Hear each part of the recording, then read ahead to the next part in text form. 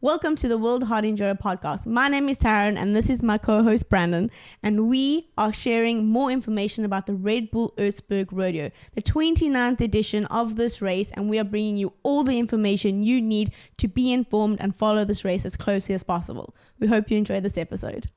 I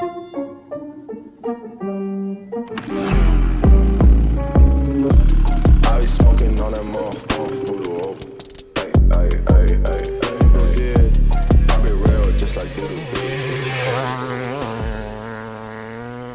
In this episode, we are speaking about the Red Bull Erzbergrodeo. If I'm not mistaken, this is the 29th edition of the Erzberg, so a race that has been around for a very long time. Not too much has changed over the last couple of years, but we do have a couple of things to kind of fill our listeners in on. This race is one to look forward to each and every year. I mean, pretty much only the only hard enduro race that we get to watch live as it's happening, broadcast on TV. So that is something to really look forward to, and something that I guess all of us here enjoy doing. Yeah, that's true. It's very much the one of the only races that we get to watch live, and to cover a race like that, and to do live coverage of a race, even if it's just a hard enduro race in general, is definitely not an easy task. So it's really cool to be able to watch riders live and really see the action unfold. And I think it's just like over the years, technology is getting better. Red Bull's ability as a media house is getting better at, doing this, broadcasting this event. I mean, one of the things that stand out to me is the drone shots of, having these FPV drones flying in between the trees and in between the riders, really giving you the feeling of actually being at this event. So yeah, this is really something to look forward to. And to add to that, I really love the way that, when they do their coverage, you really get to understand where the checkpoints are. Like the graphics that they use on their coverage is also so informative and helpful for you to be able to, follow along, see where the riders are, and actually understand kind of where they are on that track. Yeah, those graphics, they've gone through ups and downs. I mean, I remember last year there were some issues with that, and they only show the top 10 as well, which for sure, that's what we want to see. But it's always nice to see, what's happening 10 to 40th, 50th, Yeah, that's very true. So let's get into a little bit of the stats and, the information about this race. So it's happening from the 29th of May to the 1st of June, 2025 in Austria on Erzberg Mountain, which is actually in a mine quarry, if any of you are not aware with Erzberg and where it is based. Something I want to speak to is how they're getting to Erzberg. So last year they had this initiative where they had the Transfer Erzberg. It's kind of like a rail or a train, a cargo that takes riders and their equipment free of charge to Erzberg. So if I'm not mistaken, they take their motorbike and a trailer or a car. So it's a full setup, and for free takes them all the way to, Erzberg, to the event. And by taking this cargo or this train, you actually have a little bit of benefits. To be fair, they get priority access to the best campsites. They obviously don't have to sit in traffic jams. You don't have to pay tolls, and there's space for a rider and 3 companions. So you and your mates all get to sit in a train free of charge, have a couple beers, and make your way up to Erzberg. Yeah, I mean, that's one thing about this race that's quite unique, is that it's not just a race, it's pretty much a festival, right? They've got beer tents, they've got activities for fans, basically to keep them entertained for the whole schedule of this event. So I think that's really cool, and it brings more people to the races, and it gets the hype more going a bit higher, Yeah, absolutely. And I think that is something that's very unique about Erzberg, is that it is an event, I mean, we know Erzberg not just from the hard enduro racing side of things, but just the extremeness of the event in general. I mean, you have so many things happening over one weekend, 4 days. There's 3 key events and a whole bunch of side events. It's just an absolute vibe. It's chaos. People are riding things that you've never seen them ride before, just in the streets, up the mountains. It's just a whole vibe. Speaking about the schedule, let's get into what is actually going on, what we can expect. Sure. So the first day is going to be Thursday the 29th, and the main event happening on that day is going to be the Midas Rocket Ride. You could say that this is kind of like a fan favorite of the event and of Erzberg. It's a side event to what's happening. So the goal of this is to conquer a massive 4-story uphill section in the fastest way possible. It starts with about 300 riders that are lined up in groups of 6, and the fastest 3 from each group will make it through to the super finals. Riders have 2 attempts to make it to the super finals. The fastest 48 riders and their fastest attempt will then have them basically fight for that Rocket Ride trophy. So this will be happening on the Thursday, a really entertaining event, basically just a straight up race to the top of a hill. A thing that makes this Rocket Ride quite unique is that we don't often see, or actually don't ever see, any of the top riders entering this. They're saving their bodies, their tires, their bikes for, the main race at the end of it. So it's quite cool to see not only some of the kind of lower classes, lower riders, amateur riders take part in this, but you also sometimes see some one of those some famous people enter this race, like Travis Pastrana, and you'll all get all these high ticket names entering this Rocket Ride. Yeah, that's true. And I think some riders actually come just for this Rocket Ride. I mean, I've seen in the results from previously, you have a couple of riders who have won it a couple of times. So this is clearly their goal for the event and for the weekend. So this is kind of what we're expecting for Thursday. Then we move on to Friday and Saturday. Both days are the Iron Road Prologue. So approximately 1,500 riders are going to race on a 13.5 kilometer gravel road. And in this, they need to combine speed, skill, and line choice. So almost anything resembling a motorbike goes. I mean, you can expect things from off-road bikes, quads, scooters, sidecars, and even street bikes in this, prologue event. The rules are pretty simple. Riders start in 20-second intervals, and each rider has 2 events.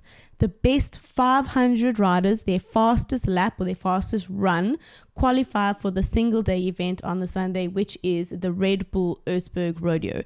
And riders previously have reached up to speeds of almost 190 kilometers an hour.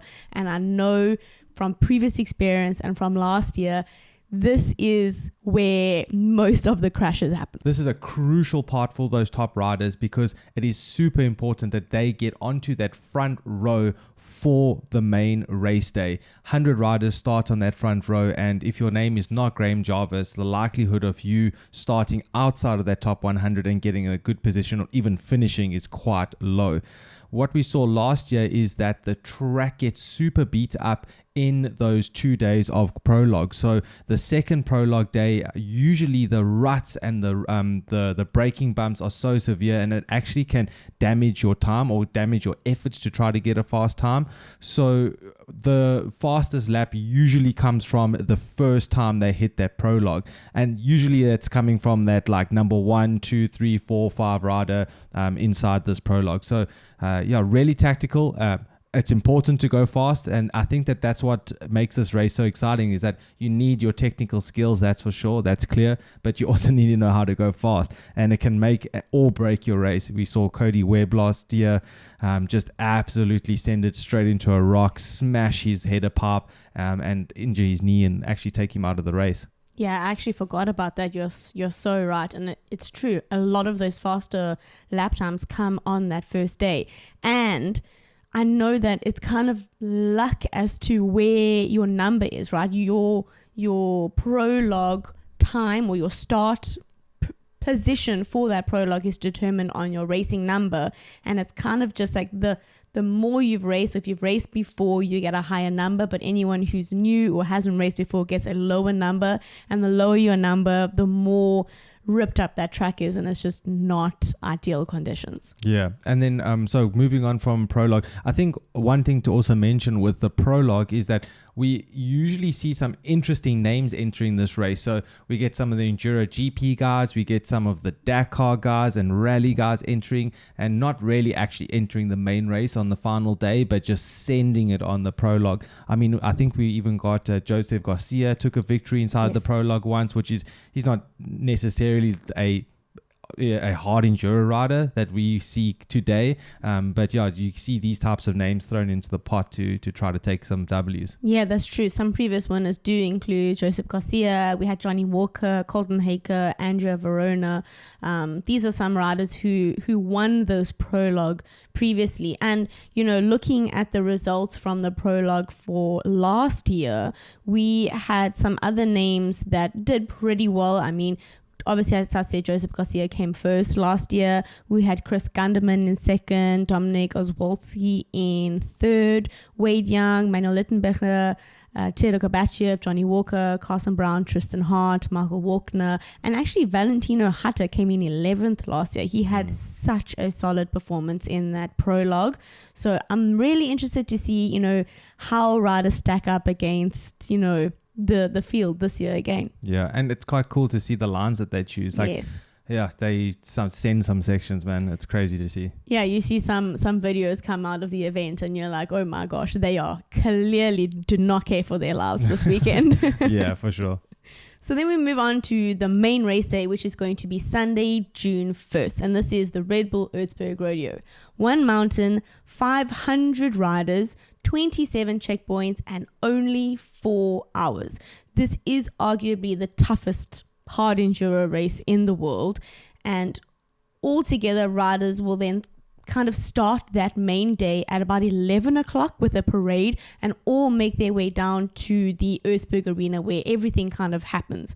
Riders will line up in 10 rows of 50 riders, and then basically at 12 o'clock you have Heinz Kindergartner and Karl Kartoff standing there ready and waiting to wave that start flag, and that's kind of when the chaos starts. 4 hours later at 4 p.m. is the cutoff time. Anyone who has crossed the finish line within those 4 hours, they are official finishers. Anyone else who has not basically finished and crossed that finish line, their results will be basically based off of their last past checkpoint. Yep. And it gets super close. I remember Matthew Green last year was on the limit to actually getting to that 4 hours. So yeah, it's a full on flat out race. You cannot rest. It's just go, go, go. Yeah, that's true. I remember we were literally sitting on the edge of our seats just praying that Matthew would make it across that finish line. I think he had like 1 minute to spare, and I was like, he's really making everyone stress. Yeah, for sure. And he was the last finisher. Yes. So yeah. Last year, the start was a little chaotic, to be honest. Yeah, as you mentioned, the Karl Kartoch and Heinz Kindergartner were in the arena, and they've got the checkered flag, and they basically start the race by waving the flag. But they a good couple 100 meters or even like 50 100 meters away from the first starting row, so any flinch of that flag could really spark a chaotic start, and which it kind of did last year. Yes. We had a little bit of a joke saying like, what happens if he's like swatting a flower or something and then just the whole 100 riders get started. So yeah, that we thought it was pretty funny. Yeah, and riders were literally racing and riding over each other. Didn't Tristan Hart or someone got either he rode over someone or someone rode over his bike? No, he got ridden over, that's for sure. And then Will Hoare also, I think he just didn't, I don't know what happened there, but he just jumped that start flat out. He definitely got a head start. He was a good 25 meters out before anyone got going. So hopefully they got something planned there for this year, or we're going to just see some more chaos. I mean, it's entertaining either way. Yeah. So then let's just move on to kind of the track and the course and what you kind of can expect. So Erzberg Mountain is made up of endless uphills, downhills, narrow forests, and obviously unforgiving rock sections. Majority of the riders will probably spend most of their 4 hours in the first couple of uphills. That's why it's so important to be on that first starting row, because you kind of get through those initial sections, and then if you row 5, row 6, you kind of get stuck behind bottlenecks. Only the top riders in the sport really make it across that finish line, and all of that effort and energy and challenge for no prize money. Oh, really? No prize money. You just get a rock that was carved out of the side of the mountain. What? Oh, I really did think that there was going to be some prize money this year. I did too, to be honest, or at least I was hoping there would be prize money, but I actually haven't seen anything about prize money. I haven't seen any announcement about there actually being, a specific. Actually, I did see information about there being an award, except the award is that they are going to be crowned the Extreme Enduro World Champion. Oh, wow. Yes. Yes, that's right. Because they are not actually part of the FIM Hard Enduro World Championship, right? That is true. In about March of this year, both Erzberg and Red Bull made an announcement saying that they will not be part of the FIM Championship and that they are kind of going on their own. They have their own vision and ideas on how to kind of celebrate riders in the sport and give recognition. And so they will be kind of awarding their own titles. The Extreme Enduro Rally World Champion at Romaniacs, and as I said, the Extreme Enduro World Champion at Erzberg. So this year they get a rock and they become a champion. Well, let's see how that goes. I mean, it's a big enough race for them to do that. It's an iconic race when it comes to extreme and hard enduro. So, I mean, I see the championship actually not needing them. And we've heard this actually from a lot of top riders as well. That race as a standalone to do its own thing is actually okay. Not have it part of the World Championship is a bit of a bummer. But that said, it's, as we mentioned, it's as a standalone, it's okay. Some previous winners of the Erzbergrodeo, I'll go back to about 2022. So to be honest, 2022, 2023 and 2024, we had the same winner, which was Manuel Littenbechler. But before that, we had winners such as Tadej Blazusiak, Andreas Littenbechler, Alfredo Gomez, Johnny Walker, Graham Jarvis. So there are some really top names, top in the sport, top in the industry that make it and really do get that first place rock. But, in previous years, in 2022, 2023, 2024, we have some really good competition and really great results from those riders. I mean, in 2022, some top riders were obviously Manny, Mario, Tristan Hart, Billy Bolt, Alfredo Gomez, Michael Walkner, Wade Young, and Matthew Green. That was 2022. 2023, there were many more finishers. Actually, I think you could say probably one of the more finishers at an Erzberg. We have Manny coming in first, Billy coming in second, Tristan coming in third, Johnny coming in fourth, Wade Young in fifth, Graham Jarvis sixth, Michael Walkner seventh, Alfredo Gomez eighth, Theodor Kovacev ninth, Cody Webb 10th, Matthew Green 11th. So as you can see, very similar names, 2022, 2023, and then of course 2024, you could say pretty much the same. Manny in first, Tristan Hart second, Mario Mann third, Graham Jarvis in fourth, Wade Young in fifth, Johnny Walker sixth, Mitch Brightmore in seventh, and Matthew Green in eighth. So last year, only 8 finishes officially. Theodore did cross the line, but he missed a checkpoint, so he never got an official finish. But as you can see, the names are quite similar. And, looking into this year, I'd like to list some of the riders who we can expect to see at this 2025 Erzbergrodeo. So some of the pros, of course, we have Manuel Littenbechler, Tadej Blazusiak, and Billy Bolt. If I'm not mistaken, Tadej Blazusiak is now back on KTM. That's right. From Starkvag, and now he's racing for Factory KTM. Or I guess not Factory. He's probably under the tent, but maybe not doing the full season and just doing 1 or 2 rounds. So we have also Tristan Hart again. I really kind of hope that Tristan Hart kind of gets it. I mean, to be fair, he came third in 2022, third in 2023, and second in 2024. He hasn't won it. I kind of hope he does. Yeah, I think it's going to be difficult to beat Manny at this race, that's for sure. And I also have a very strong feeling for Billy this year. I think that he's never won this race before. He's extremely good at these kind of short, like punchy style races, and he just needs some good luck, to be honest. Yeah, you're actually so right on that. Some other riders are Theodor Kovacev, Matthew Green, Cody Webb, Mario Roman, Paul Torres, Graham Jarvis, Johnny Walker, Wade Young, Andrea Verona, Joseph Garcia, Alfredo Gomez, Ryder LeBlond, Dieter Rudolph, Will Royden, Carson Brown. These are just a few of the top riders and a few of those riders that you can expect at this event this year. Yeah, so sick to see some of those American riders coming across. That's super exciting. Yes, and I know there are a couple juniors who should be there. And if I'm not mistaken, Robert Crayson from Great Britain will be there. I assume Valentino Hatta will be there again this year. He did so well, in the previous years. Yeah. And then we also have some women to look out for, specifically Sandra Gomez and Chassa Pfeiffer. They will also be racing this year. Sandra has been doing a lot of media with regards to Erzberg. She also did really well at the Valleys Hard Enduro. And obviously Chassa, we know she did an extremely good job at the Romaniacs last year. So I'm really interested to see how they stack up. I think both of them have really been upping their game, basically between the end of last year and now this year. So I'm really excited to see how they do for race day. Yeah. And what can spectators expect? Great question. So for spectators, we have some information to share. So first of all, we want to speak about the Red Bull Erzberg Arena. So this is basically the center of Erzberg. This is the middle of the Iron Giant. It's in the middle of, the whole area, and it's just jam-packed full of all of the action. You can get there. I think there's a free parking, and then you can get there with a free shuttle bus service that will bring you directly to the arena. You can find things like the beer tent, some food, VIP lounges, obviously the paddocks of the riders and teams.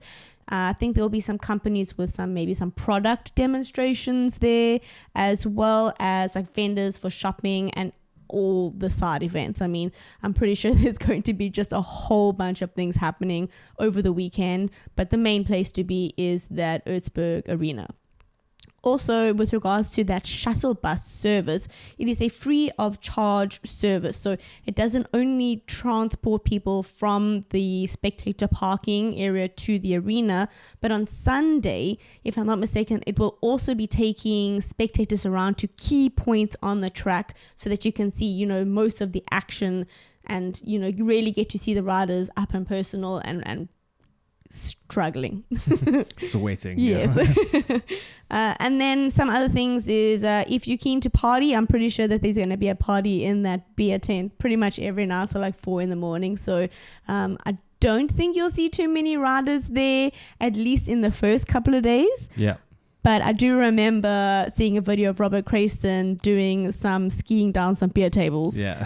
So, like keep some eye out for some entertainment, I'm sure. So how can people follow this event? Following the event, I think, as far as we know, and as far as it has been in the past, Red Bull normally covers this event. It's normally live on the Red Bull, Red Bull TV. So that was the first place that you will look to try and get coverage for that. But obviously the Red Bull Erzberg Instagram account is also a key place to be following.